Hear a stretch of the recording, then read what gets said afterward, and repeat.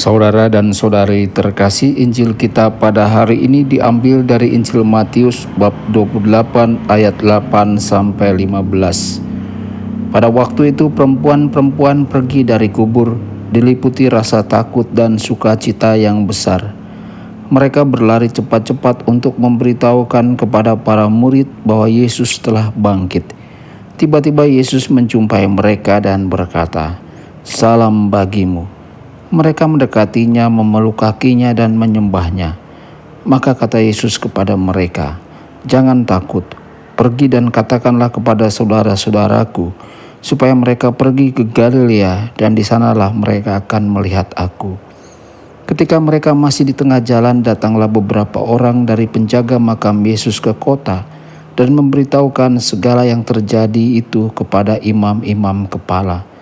Dan sesudah berunding dengan kaum tua-tua, mereka mengambil keputusan, lalu memberikan sejumlah besar uang kepada serdadu-serdadu itu dan berkata, "Kamu harus mengatakan bahwa murid-murid Yesus datang malam-malam dan mencuri jenazahnya ketika kamu sedang tidur.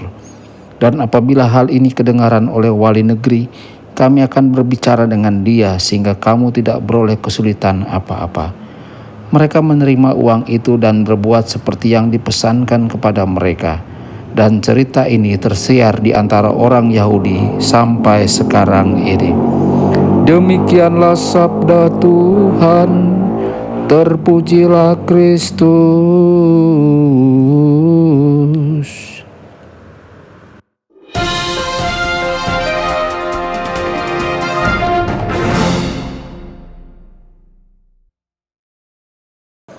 Saudara dan saudari terkasih dimanapun Anda berada, jumpa lagi dengan saya Romo Tedens dalam saluran Warta Kabar Sukacita. Semoga Anda semua dimanapun berada senantiasa dalam keadaan sehat dan bahagia. Puji Tuhan, hari ini kita bisa mulai bernyanyi haleluya, musik yang menyenangkan dan perayaan yang meriah saat kita melanjutkan perayaan kebangkitan Tuhan Yesus dari kematiannya. Setiap hari dalam minggu ini kita mendengar kisah yang berbeda tentang penampakan Yesus kepada para muridnya. Injil hari ini dimulai dengan cerita ayat 8-15. Dalam 7 ayat pertama, Matius memberitahu kita bahwa Maria Magdalena dan Maria yang lain telah pergi saat fajar untuk pergi ke kubur Yesus. Ketika mereka tiba di makam, seorang malaikat muncul di hadapan mereka. Malaikat itu kemudian menggulingkan batu dari kubur dan duduk di atasnya. Malaikat itu kemudian memberitahu para wanita itu bahwa Yesus tidak ada di dalam kubur. Malaikat itu kemudian memerintahkan mereka untuk pergi dan memberitahu murid-murid Yesus lainnya bahwa dia telah bangkit dari kematian. Murid-murid harus pergi ke Galilea. Mereka akan menemukan Yesus di sana. Saudara-saudari, apakah kedua wanita ini bertanya-tanya apakah mereka mengalami halusinasi? Namun masing-masing dari mereka telah melihat dan mendengar hal yang sama. Jika Yesus benar-benar hidup, mereka tidak akan meminta apa-apa lagi.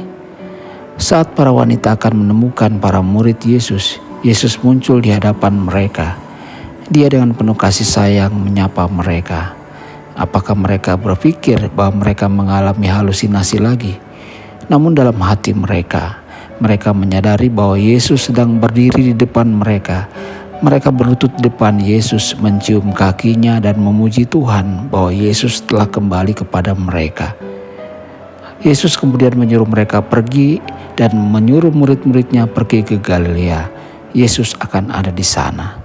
Saudara-saudari, entah bagaimana para penjaga mendengar kisah fantastis ini. Segera mereka pergi ke imam-imam kepala dan menceritakan kisah itu kepada mereka. Para imam kepala sangat khawatir.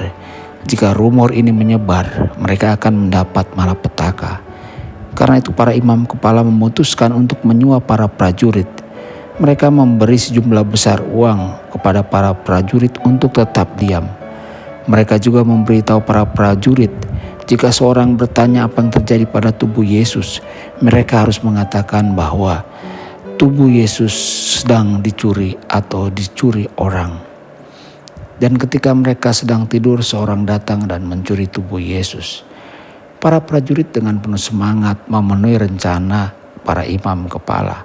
Sebagai imbalannya, para prajurit mendapat bayaran. Namun berita tentang kebangkitan Yesus dan kisah para wanita tentang perjumpaan mereka dengan Yesus cepat menyebar ke seluruh Yerusalem. Dunia berubah drastis.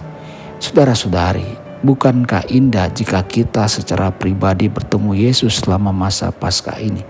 Sungguh anugerah yang menakjubkan. Jika kita memiliki mata, pikiran, dan hati yang terbuka hari ini, kita juga dapat bertemu dengan Tuhan Yesus. Tuhan Yesus yang bangkit memberkati dan menyertai Anda semua. Sabda Allah adalah kebenaran. Sabda Allah adalah kehidupan. Mari kita mencintainya. Mari kita menghayatinya, ya Tuhan.